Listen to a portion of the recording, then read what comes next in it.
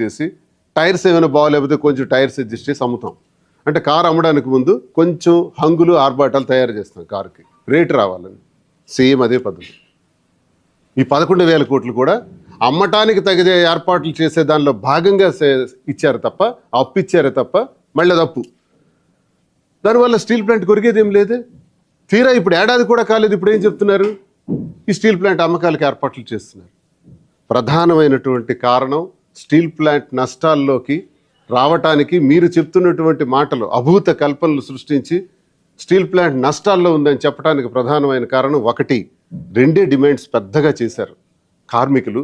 దశాబ్దాల కాలంగా కార్మికులు దానికోసం పోరాటం చేస్తూ ఉద్యమ నేతలు, ఉత్తరాంధ్ర ప్రజలు, ప్రతి తెలుగువాడు చేసిన డిమాండ్ రెండే. ఆ డిమాండ్స్ ఏంటంటే, ఒకటి సెయిల్లో విలీనం చేయటం, రెండు క్యాప్టివ్ కన్జంప్షన్. క్యాప్టివ్ కన్జంప్షన్ అంటే అర్థం ఏంటంటే, మేజర్ మినరల్స్లో కానీ మైనర్ మినరల్స్లో కానీ, మైనర్ అంటే గ్రానైట్, గ్రావెల్, శాండ్, ఇవన్నీ మైనర్ మినరల్స్ వస్తాయి. మేజర్ మినరల్స్ అంటే ఐరన్ ఓరు, ఇలాంటివన్నీ. ఈ సాధారణంగా మనం ఏదైనా ఒక మైన్ని గవర్నమెంట్ దగ్గర నుంచి ఫస్ట్ కమ్ ఫస్ట్ గో బేసిస్లో కానీ, లేదు ఆక్షన్ బేసిస్లో కానీ మనం ఒక